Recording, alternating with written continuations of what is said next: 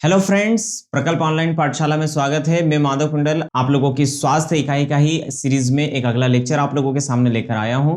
और आज हम लोग जिस लेक्चर्स को हम लोग कवर करने वाले हैं वो है आप लोगों का राष्ट्रीय टीकाकरण कार्यक्रम। ठीक है ना। तो राष्ट्रीय टीकाकरण कार्यक्रम से पहले कुछ मूलभूत प्रश्नों को हम लोग समझेंगे। साथ साथ में इस लेक्चर के दौरान आप लोगों के टीकाकरण कार्यक्रम का क्या इतिहास रहा है, क्या उद्देश्य थे, क्या विशेषताएं हैं, और साथ साथ में वर्तमान में टीकाकरण कार्यक्रम के अंतर्गत क्या चुनौतियां हैं और सरकार के द्वारा इस क्षेत्र में क्या क्या पहल की जा रही है। ठीक है। तो सबसे पहले शुरुआत करते हैं हम लोग की टीकाकरण से क्या आशय है। ठीक है। तो सबसे पहले यदि हम लोग बात करें टीकाकरण से क्या आशय है, तो टीकाकरण आप लोगों का मैंने लास्ट क्लास में भी समझाया था कि कृत्रिम रूप से उपार्जित प्रतिरक्षा, अर्थात जब हम लोग किसी कृत्रिम तरीके से हमारे शरीर को किसी विशेष रोग के प्रति अपने आप को प्रतिरक्षित करते हैं तो वो कहलाता है आप लोगों का टीकाकरण। ठीक है। तो टीकाकरण कार्यक्रम आप लोगों का ये होता है। भारत में टीकाकरण कार्यक्रम की यदि व्यवस्थित रूप से शुरुआत की बात की जाए तो 1978 में अर्थात 1978 में सबसे पहले विस्तारित टीकाकरण कार्यक्रम की शुरुआत की गई। फिर कई सारे चैलेंजेस को ध्यान में रखते हुए 1985 में जाने के बाद में इसको और विस्तारित करके सार्वभौमिक अर्थात यूनिवर्सल इम्यूनाइजेशन प्रोग्राम के अंतर्गत इसको हम लोगों ने शुरुआत की, अर्थात सार्वभौमिक टीकाकरण कार्यक्रम की शुरुआत की गई। कई सारे आउटकम्स आए। उसके बाद में family health survey of India के द्वारा कई प्रकार की चीजें आने के बाद में हम लोगों ने एक नए प्रोग्राम की शुरुआत की गई जिसका नाम था मिशन इंद्रधनुष।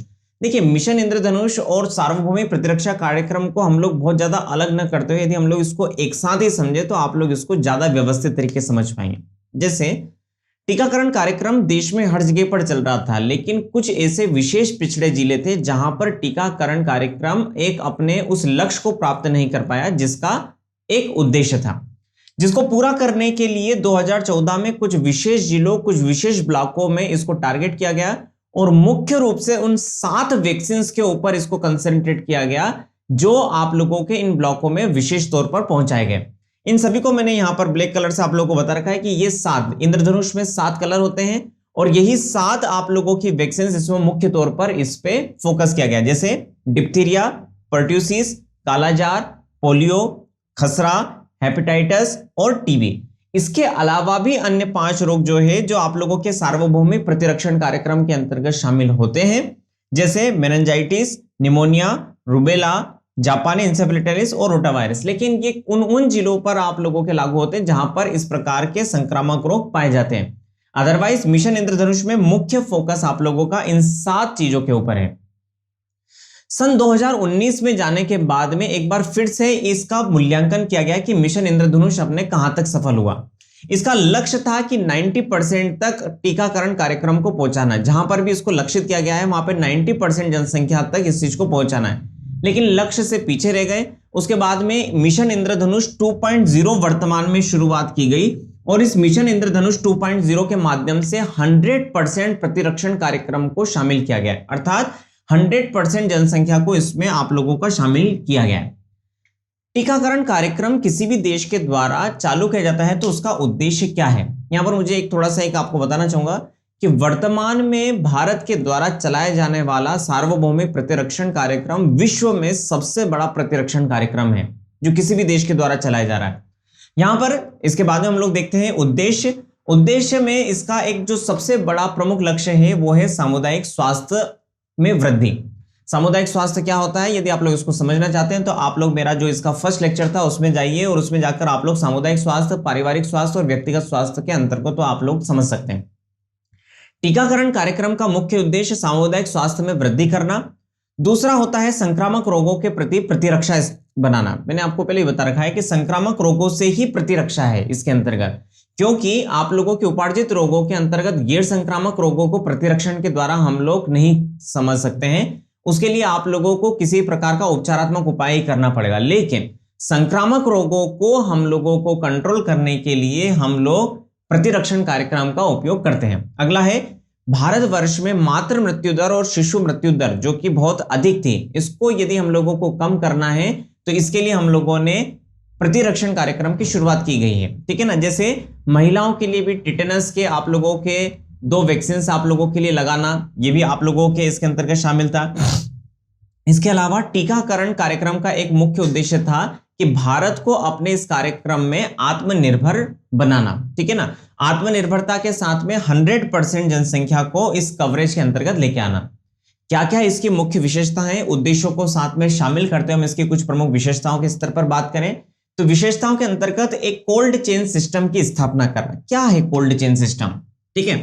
कोल्ड चेन सिस्टम बेसिकली आप लोगों की जो भी वैक्सीन होती है वो कूलिंग रेफ्रिजरेशन के द्वारा आप लोगों का एक स्थान से दूसरे स्थान तक पहुंचना चाहिए, क्योंकि यदि समय और यदि व्यवस्थित तरीके से यदि वैक्सीन को यदि एक स्थान से दूसरे स्थान तक नहीं पहुंचाया जाएगा तो वो वैक्सीन आप लोगों की खराब भी हो सकती है। इसलिए एक राष्ट्रीय स्तर पर कोल्ड चेन सिस्टम की स्थापना करना जिससे कि देश के किसी भी भाग में वैक्सीन को पहुंचाया जा सके। दूसरा, ये आप लोगों की एक महत्वपूर्ण विशेषता है कि ये वाला स्वास्थ्य कार्यक्रम केंद्र सरकार के द्वारा 100% केंद्र वित्त पोषित है, अर्थात इसका जितना भी पैसा है वो केंद्र सरकार के द्वारा ही इसमें लगाया जा रहा है। अगला आता है, इसके अंतर्गत मैंने अभी आप लोगों को बता चुका हूं कि 12 निःशुल्क वैक्सीन का वितरण और 12 निःशुल्क वैक्सीन इसमें दी जाती है। साथ साथ में महिलाओं के लिए टिटेनस के जो आप लोगों के इंजेक्शंस या फिर वैक्सीन जो होती है वो भी इसके अंतर्गत शामिल की जाती है। इसके अलावा आप लोग देखेंगे कि इसका जो लक्ष्य शुरुआत में जो था मिशन इंद्रधनुष 2.0 का लक्ष्य तो 100% है, लेकिन सार्वभौमिक प्रतिरक्षण कार्यक्रम का लक्ष्य शुरुआत से ही 90% रहा है, अर्थात 90% जनसंख्या को टीकाकरण कार्यक्रम के अंतर्गत शामिल करना एक इसका प्रमुख लक्ष्य के रूप में आप लोग देखते हैं, ठीक है। अब हम लोग इसके ऊपर चर्चा करते हैं कि टीकाकरण कार्यक्रम वर्तमान में चल रहा है, 1978 से चल रहा है, लेकिन फिर भी ऐसी क्या क्या चुनौतियां हैं जो हमारे टीकाकरण कार्यक्रम को आज भी हम लोग 90% या 100% कवरेज तक हम लोग नहीं पहुंच पाए।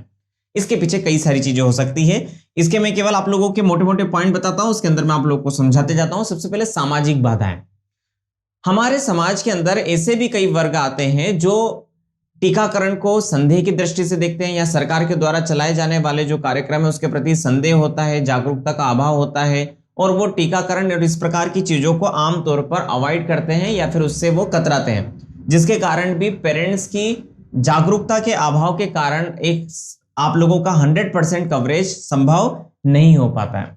लॉजिस्टिक बाधाओं की बात की जाए तो जैसे कि आप लोगों की अवसंरचना, जैसे कई जगह पर आप लोगों के सामुदायिक स्वास्थ्य केंद्र नहीं है या फिर चिकित्सालय नहीं है तो वहां पर टीकाकरण कार्यक्रम करना अपने आप में एक बहुत बड़ी चुनौती है।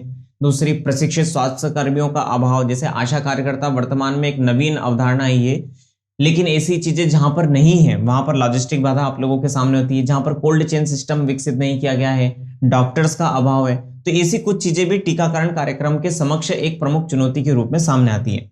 इसके बाद में आप लोगों की कुछ संस्थागत बाधाएं आती है, जैसे एक टीकाकरण कार्यक्रम के लिए आवश्यक है कि प्रशिक्षित डॉक्टर एवं नर्स की उपलब्धता होना आवश्यक है। यदि प्रशिक्षण और साथ साथ में यदि आप लोगों का दवाई और वैक्सीन का सही समय पर यदि उपलब्धता न हो पाए तो ये एक अपने आप में एक बड़ी संस्थागत चुनौती है इस टीकाकरण कार्यक्रम को सफल बनाने के लिए। अगला होता है, कई जगह पर एक भौगोलिक बाधाएं भी आती है, जैसे किसी पर्वतीय क्षेत्र तक आप लोगों के कोल्ड चेन सिस्टम को विकसित करना या फिर कुछ विशेष भौगोलिक क्षेत्रों के अंतर्गत कुछ विशेष प्रकार के संक्रामक रोग है वहां पर एक विशेष प्रकार के टीकाकरण कार्यक्रम को संचालित करना। ऐसी कुछ भौगोलिक बाधाएं भी आप लोगों के टीकाकरण कार्यक्रम के लिए एक बड़ी चुनौती और बड़ी बाधाओं के रूप में सामने आती है। अब इसके बाद में क्या सरकार के द्वारा इसके संदर्भ में कुछ प्रयास किए जा रहे हैं इन चुनौतियों के संदर्भ में? तो हाँ, सरकार के द्वारा इसके लिए लगातार रूप से ऐसे प्रयास किए जा रहे हैं कि जिससे कि टीकाकरण कार्यक्रम को सफल बनाया जा सकता है। जैसे सबसे पहले कि एक तो आप लोग देख सकते हैं जैसे आशा कार्यकर्ताओं की नियुक्ति, आंगनवाड़ी केंद्रों के माध्यम से जन जागरूकता अभियान, उन लोगों के आंकड़ों का अध्ययन, उनके आंकड़ों को ब्यूरो को हम लोगों को संभाल के रखना, सामुदायिक स्वास्थ्य केंद्र, प्राथमिक स्वास्थ्य केंद्र, उप स्वास्थ्य केंद्र तक टीकाकरण कार्यक्रम की पहुंच को बनाना, कोल्ड चेन सिस्टम को और अधिक मजबूत बनाने के लिए हम लोग प्रयास कर रहे हैं। साथ साथ में हम लोगों ने इवीन अर्थात आप लोगों का इलेक्ट्रॉनिक वैक्सीन इंटीग्रेटेड आप लोगों का नेटवर्क विकसित करा है, जिससे कि यदि किसी क्षेत्र में यदि आप लोगों की वैक्सीन की अनुपलब्धता है तो ऐसी जगह पर वैक्सीन को उपलब्ध कराना, ये सभी चीजें आप लोगों के ऐसे सरकारी प्रयास हैं। या फिर आप लोग देख सकते हैं कि मिशन इंद्रधनुष का हर जगह पर उसका प्रचार प्रसार करना। तो ऐसे जनजागरूक अभियान और संस्थागत एवं सामाजिक एवं लॉजिस्टिक आप लोगों के प्रयासों के माध्यम से हम लोग अपने टीकाकरण कार्यक्रम को सफल बना सकते हैं। मुझे आशा है कि आप लोगों को टीकाकरण कार्यक्रम जो था वो पूरा समझ में आएंगे। इसके ऊपर जो भी प्रश्न बन सकते हैं वो मैं आप लोगों को अगली कक्षा में आप लोगों को इसके बारे में बताऊंगा। धन्यवाद।